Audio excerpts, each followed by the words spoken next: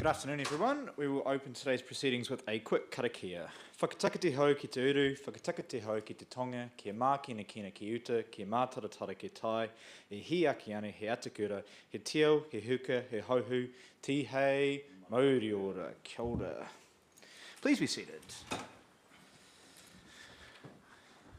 Welcome back, everyone. Welcome to councillors, staff, media and the public. Thank you for being here. We are another council meeting week, another extraordinary council meeting.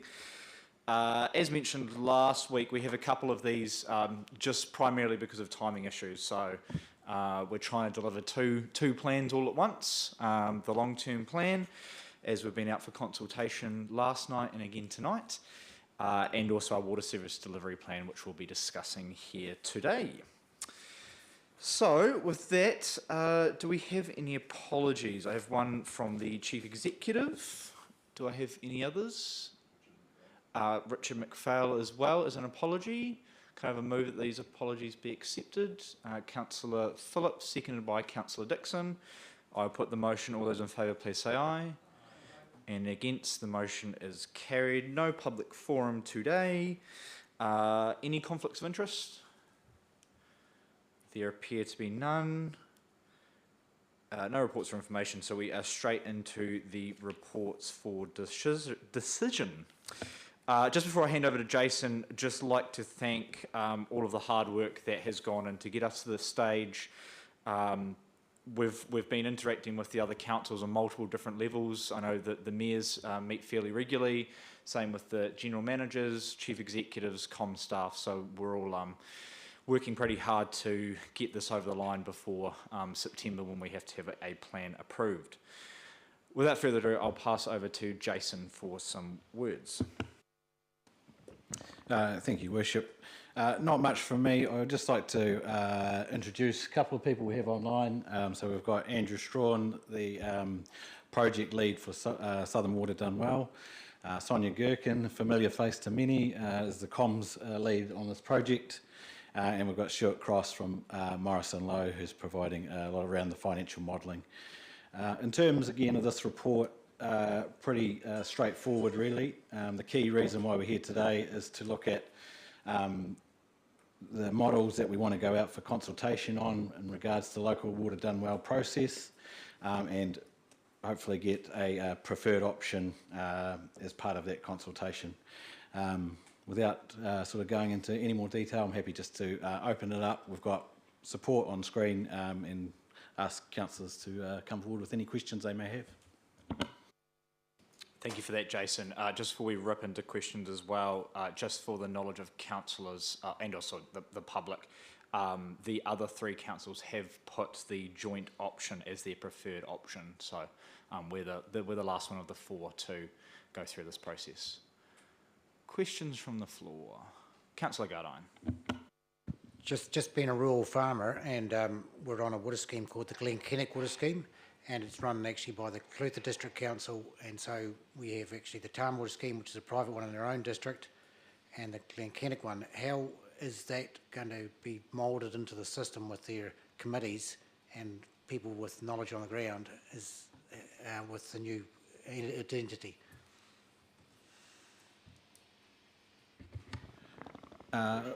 Andrew might want to take that one.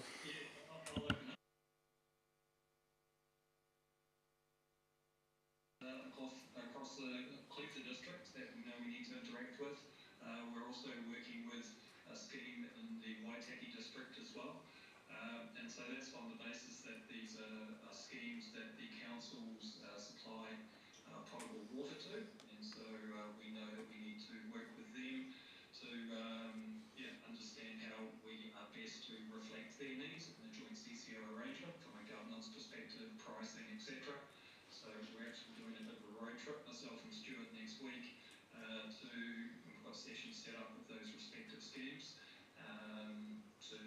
it's basically a listening exercise, and then we'll bring back some principles and options for off the back of that exercise to put to the schemes and basically work with them individually to understand how best we provide for them in the world of a joint CCO.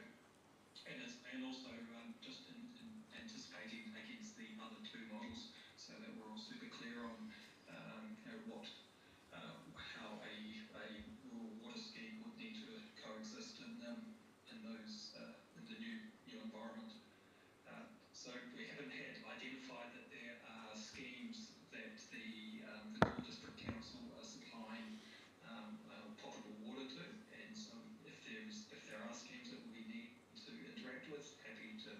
to do that. Just I guess looking for some clarification as to those schemes and where they sit. I think there's three schemes in the Gore district, the Kaiwera, the Otakarumaka and the Tama one, and they're all private schemes. But the one that affects us the most is the Glenkinnick scheme that supplies quite a lot of water into our eastern side through Waikaka and down to the Benaya, right down to just about to McNabb.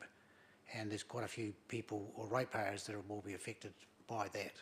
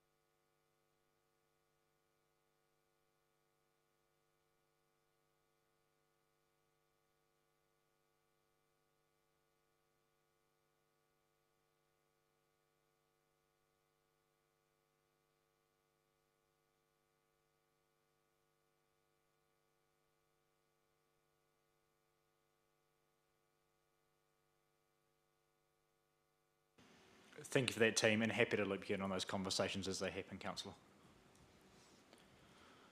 Any other questions? Councillor Fraser. Thank you, Worship.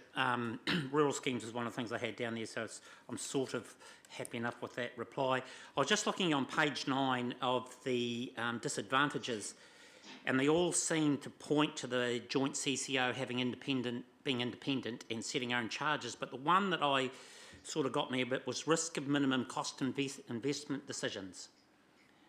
I was a little bit confused about that. Could you just explain that a little bit more for me, please?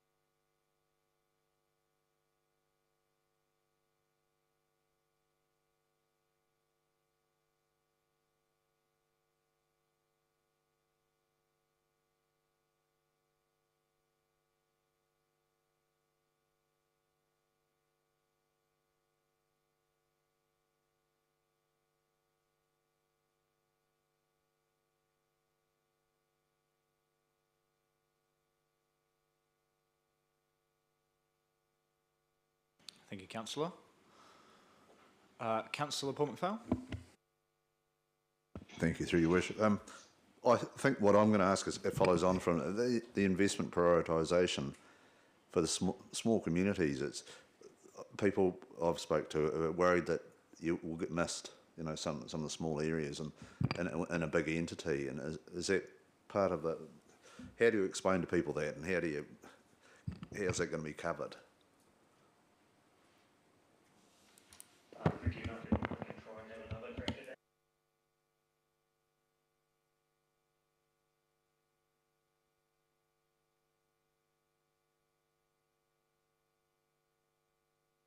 The first one is that establishing a process or a method under which the entity would prioritise investment as part of the work program, I think, going forward in terms of agreeing what those prioritisation decisions would be.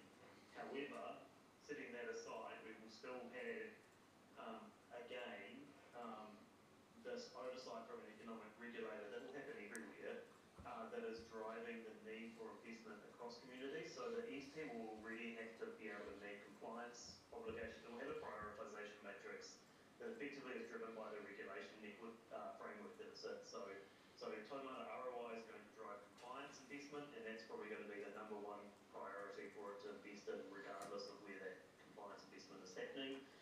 Secondly, we're going to have an economic regulator that might be driving levels of service across the district, and therefore, again, will be influencing the prioritisation of investment across any entity that happens there.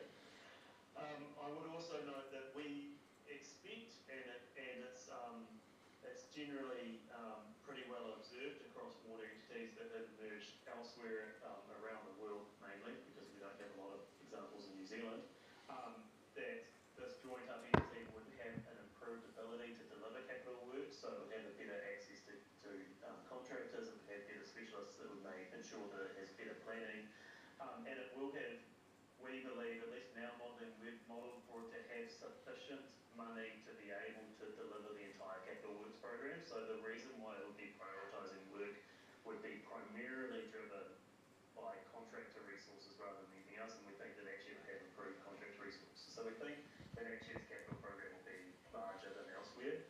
The other thing I think to give assurance around this is that in that proposition that no council would pay more than it otherwise would for the same local level of investment that we've set forward in that program, if your investment in your region wasn't prioritised, you wouldn't be paying for that level of investment, because you would be only paying for the costs that relate to the investment that's actually occurred in your district. So I think, you know, even if that prioritisation meant that another area was prioritised, which we think is unlikely, you wouldn't be paying for that investment that's happening elsewhere. I'll just add to that too. Look, I think that's one of the benefits of the councils that are actually working together, is that we're all sort of similar in nature. We are smaller, you know, urban areas. We're not, and have a significant rural component to our makeup. So there's a lot of similarities there. Whereas I think that fear around you know, being lost, as it were, is a little bit more applicable when you've got the likes of the bigger urban players as part of that, with a Dunedin or Christchurch or Invercargill, etc. But you know, we are similar in nature and have similar challenges, which is why this group has come together to work together. Happy with that answer, Councillor? Yeah, that gives. Awesome, thank you. Councillor Stringer, then I'll go to Councillor Havel.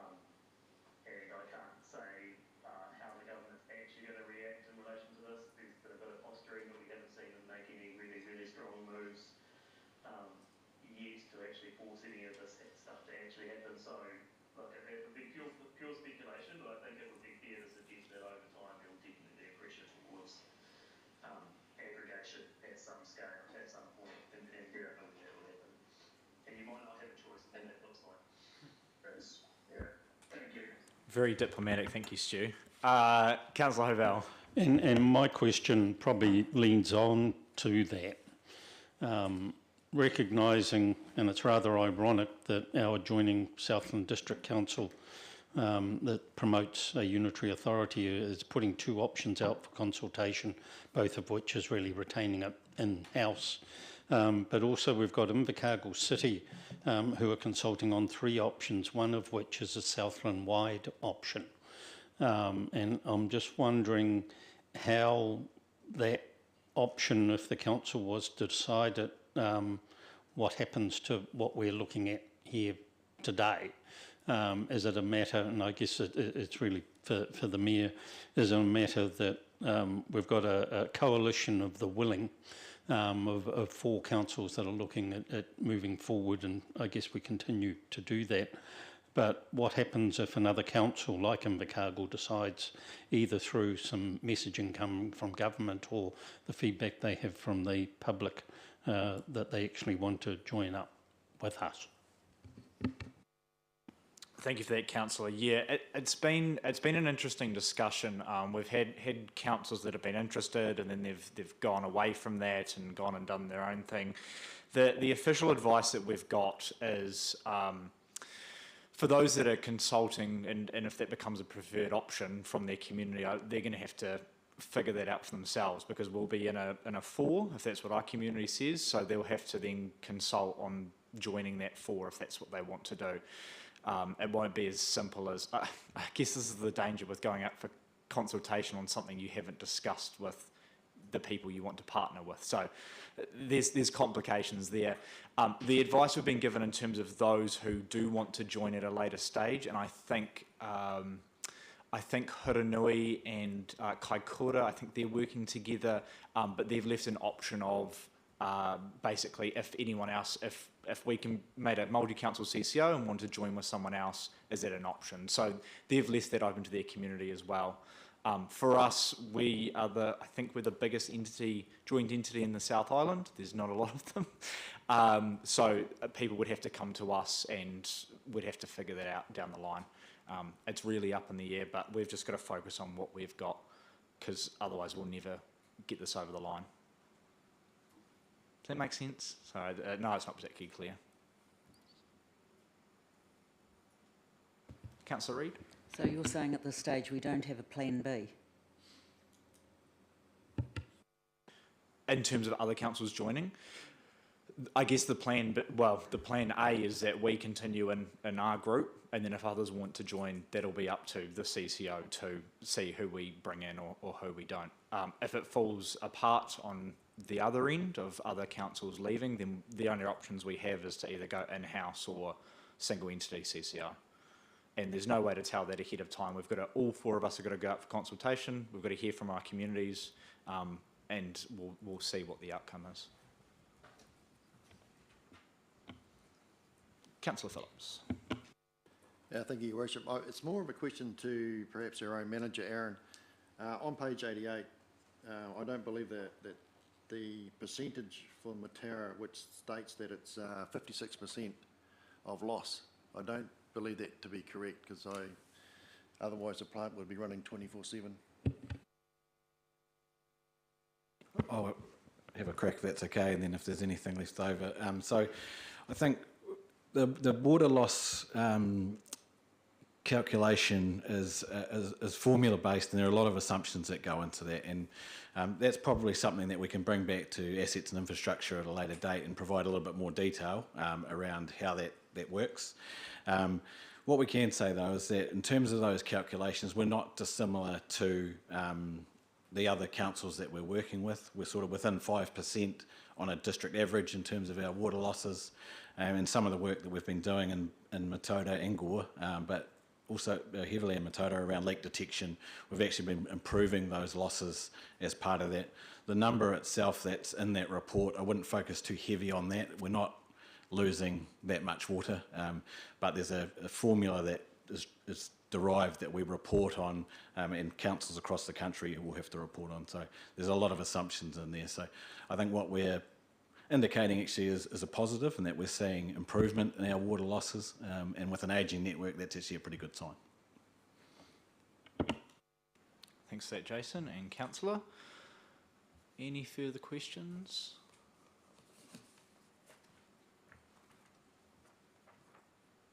Councillor Phillips.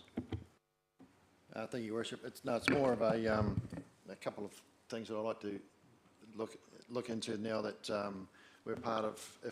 Sorry to pause you there, Councillor. A question, or do you want to move the motion? Okay, I can move that motion. Move to debate. Yep. Oh, Joe's got one more question.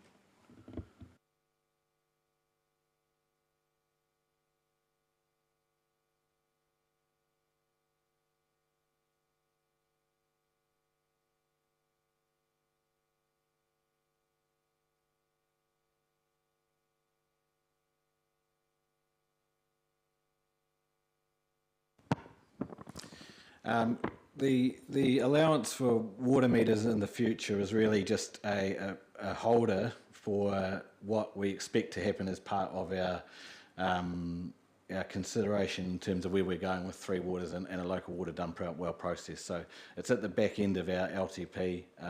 It's indicating that at some stage in the future we're likely to need to go down the track of metering our water supplies, but it's not something that is going to happen in the next 2 or 3 years, but we have started to allow for budget to do that in terms of the fact that we need to actually be indicating what the true costs of water are for our district, particularly as we're entering into a joint CCO discussion.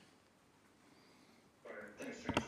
It's probably important to note as well, Councillor Stringer, that Central Otago is the only one on water meters as well. So of the four of us, there's one on water meters. So what that means for the rest of us is something we've still got to figure out as well moving forward. Any further questions? Otherwise, we will go to the motion. Councillor Phillips, are you happy to move that we received the report, we approve options 1, 2 and 3, which for clarity is an in-house model is option 1, standalone is option 2, standalone CCO that is an option 2, and option 3 is a joint water services CCO, and approves option 3 as the preferred option. Are you happy to move that? Or anyone else can jump in? Councillor Fraser moves, seconded by Councillor McDonnell. Now open for debate. Councillor Phillips, did you want to jump in now? Thank you, Your Worship. I just want to make sure that that we push for consistent pricing and that everybody knows what we're going to get paid.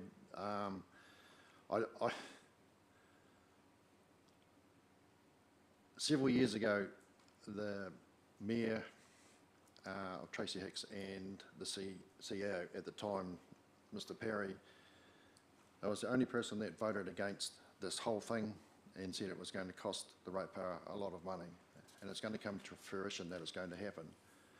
So the best thing that we can possibly do is make sure that our expenditure is the least possible for our ratepayer. But I must say that the council's mayors, CEOs and all individuals that have been involved in this, writing this report, have done a marvellous job for the time frame that they've had, and it's been a lot of work. It had to happen, and it has happened, and I'm just thinking that as part of the committee now, that it's my job to make sure that we get as much work done for the least amount of money that we can possibly get. Thank you for that, Councillor. Any further debate around the table? Councillor Reid? I'm interested to know what the impact on our staff would be. I mean, I guess we're going to be open to poaching from other councils and other water entities, and where does that leave our staff?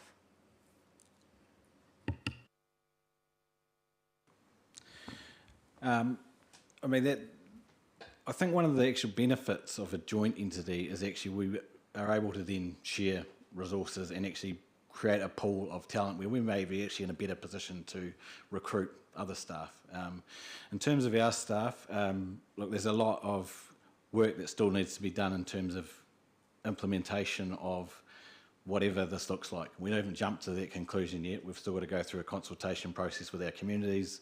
You guys have got to make a further decision on that. We're keeping our staff briefed around how this process is rolling out.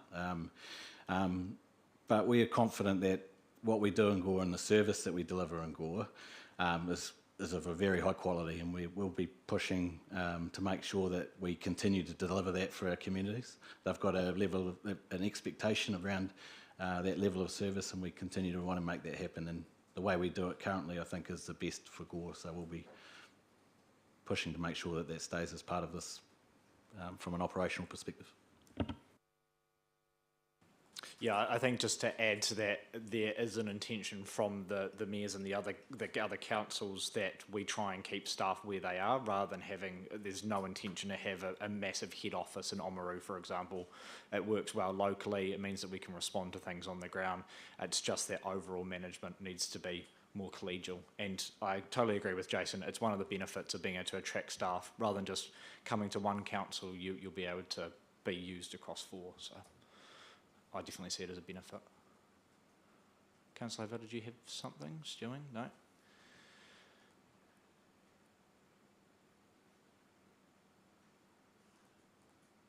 think Joe's got his hand up. Oh, sorry, Councillor Stringer.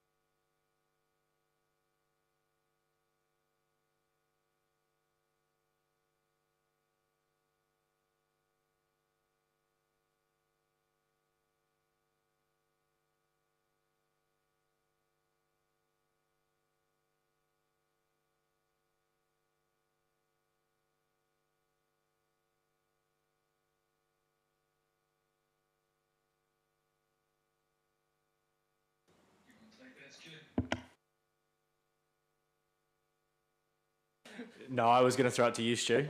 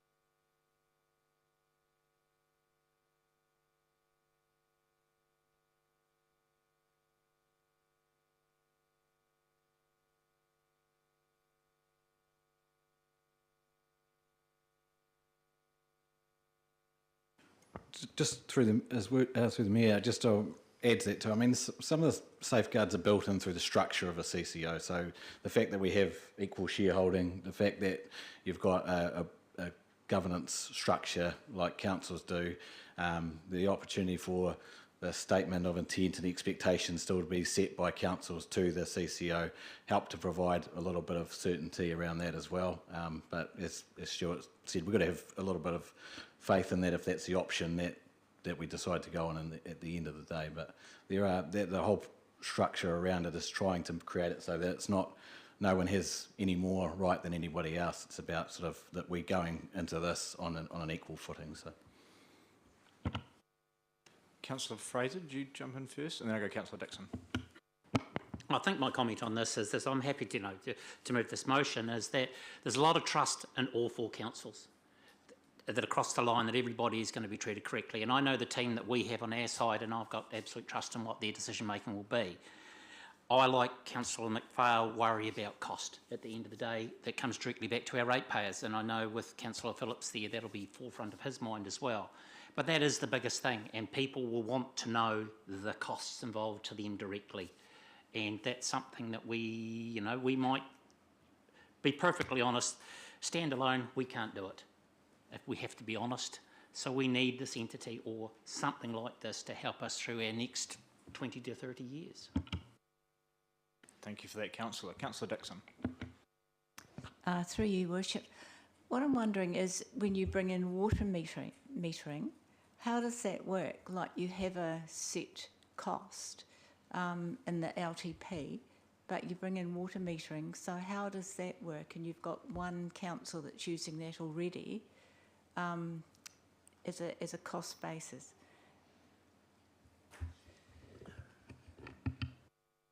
Yeah, I guess I'll probably just simplify it as so that's something we need to work out as we go along. Obviously, we don't have water metering. We're not planning for it at this point in time, so it would have to be something that the CCO figures out as to how that cost structure works. But the way it works in Central Otago is that people get charged for what they use. So it's just a difference in models, but I'm sure the great team behind me will be able to figure that one out in the interim. But I think there is some sort of harmony that needs to happen over time, but that could be in 10, 15 years, it could be in the next 5. That's all stuff we've got to figure out. Councillor Gardo and then Councillor McPhail. Water metering has been figured out. Basically, it's a charge per volume and as well as a fixed charge for having the water. And Atama scheme does it, Central Otago does it, and it's pretty well the same thing can be developed in each council. But yeah, I am a wee bit concerned about the cost to the ratepayer. Is it affordable for Gore residents to be paying $4,700 for their water rates in about 5 or 10 years' time? And that's going to be a hard issue as a council. You'll say it's not our problem, it's Three Waters' problem, but it is our problem because the affordability of rates as a whole will be beyond some people. And there's going to be a safeguard economic team are meant to be stopping overcharging. Is that the case in this CCO?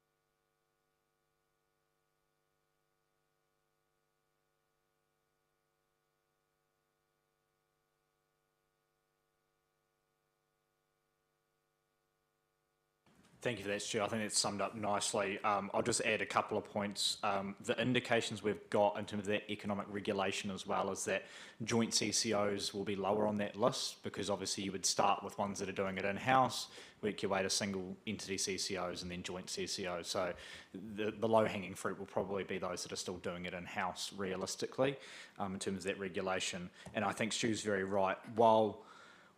And to your point, Councillor, while this solution will help, and I really think it will help, it's not a silver bullet. Things are still looking very unaffordable for the future. So other work that we're doing, around the wastewater standards and drinking water standards and things like that, that's where a lot of our advocacy has to be as well, to bring those costs down too. There's lots of areas that we need to reduce costs.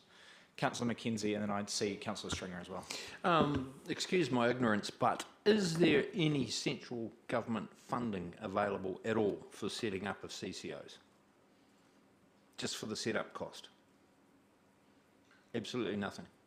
But they still want us to do it, don't they? There's a... Offers help from the DIA, just mentioned, so offers of guidance and assistance in terms of advice, etc. But in terms of money, budget, councils have got their better off funding if there's any of that still available to direct towards this. And then, after that, it's up to individual councils to fund it, and that's probably where we cross across to Stu in terms of the modelling and the pricing that the financial modelling has anticipated the setup costs of the entity. So those are reflected in the customer pricing profiles. Thank you. But we are using the last of the NTU money from the previous government to do this exploration phase. Yeah. Councillor Stringer.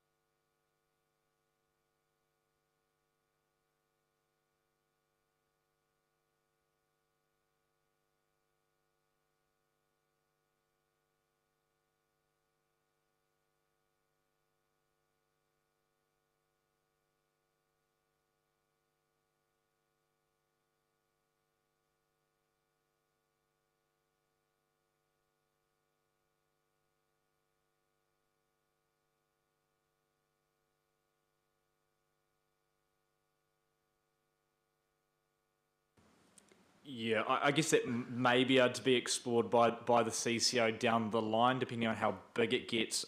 To your point on the directors, the whole point of this legislation is to have independent directors, because we've seen with the likes of Wellington Water, when you have councils playing in that pool, excuse the pun, the water entity might need 40%, and then council turns around and gives them 20, and that's where we have all these infrastructure issues. So I'm not a water professional. I don't know about my other mayors, but I definitely want the experts to be making sure the investment goes to the right place.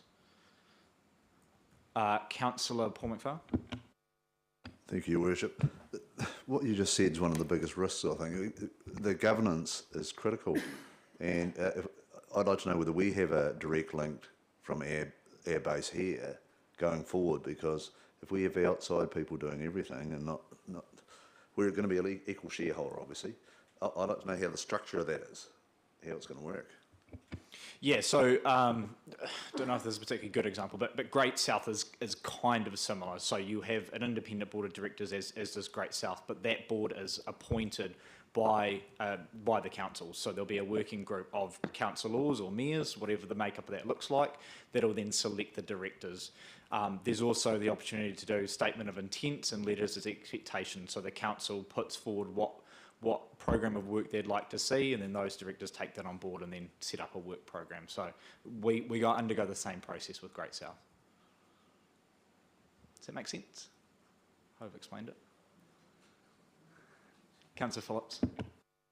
Yeah, thank you, Your Worship. I think on page, was it 136 or something, there's a great summary of the whole issue, and I believe that we need to definitely be in part of this organisation. If we look back at past history, the reason why we're here is because people around this table couldn't make a decision about the correct expenditure of infrastructure, and that's the reason why we're here. So I look forward to making sure that 30 years down the track, when I'm not around, then I know it's going to cost the ratepayer from now on to there, that at least the infrastructure that they need is going to be up to scratch and paid for. Just like when I started my younger days, the infrastructure was there, right? New, fresh and ready to go. And I believe that's their chance and opportunity to make sure that that does happen. And for a council to be in charge of it, I can imagine what's going to happen. Yeah, thank you for that, Councillor. I think that's some really good points, and I just want to really preface it for the public and also for councillors as well that it's not like what the Labor government was proposing. We're not handing all of our assets to a government agency to be run out of Wellington. It'll still be controlled by councils. You'll just have an independent board of directors who is doing the day-to-day work, but ultimately councils will have the final decision, and you can always pull out of a CCO as complicated as that may be down the line. Councillor McDonnell. Unfortunately, it is going to cost more because, like Councillor Phillips said, there has been sort of almost a gross underinvestment in the water areas over the years. I've had a colleague who was a senior manager in Dunedin Water over the years, and when the stadium went up, he got $3 million ripped out of one budget, just like that, for the stadium. So that's what happened all around the country. Every council is guilty of robbing water because it was an easy target to take money out of when things got tough somewhere else. And the result is this underinvestment, and now we're going to have to make up for it. But magnifying that is people want better quality water going into the rivers and higher quality water coming into their house for drinking water. And so to achieve that, you've got a double whammy of having to spend a lot more on capital, which costs, and so the costs are unfortunately only going to go up. So we've got to try and get an entity that's focused on doing its job of providing water and getting rid of wastewater and sewage. And probably of our options at the moment, this I see as the best option. Option C is to go with a joint entity. That's all right. Thank you, Councillor. I think that puts a nice summary on the position. If there's nothing else, I just want to say that this is backed by ministers. Our local MP has been very supportive of this joint approach as well. So I'm very happy to put this motion here today. So without further ado, I'll put the motion. All those in favour, please say aye. Aye. And against? Aye. Was that for, Councillor Stringer? Yeah, that was for. Okay, cool. Slightly delayed. Sorry, I should have waited a bit longer. So that has passed. Thank you very much, councillors and everyone for attending. Just a quick plug for our LTP as we step away from that plan into another one. We're at Waikaka Hall from 6:30 tonight, so please come along if you're out that way. And then on Monday we'll be just next door in the James Cumming wing from 6:30 to 8:30, and then on Wednesday at Mataura Marae from 4 p.m. So come and say good day, learn more about the long-term plan, and ask any questions you may have.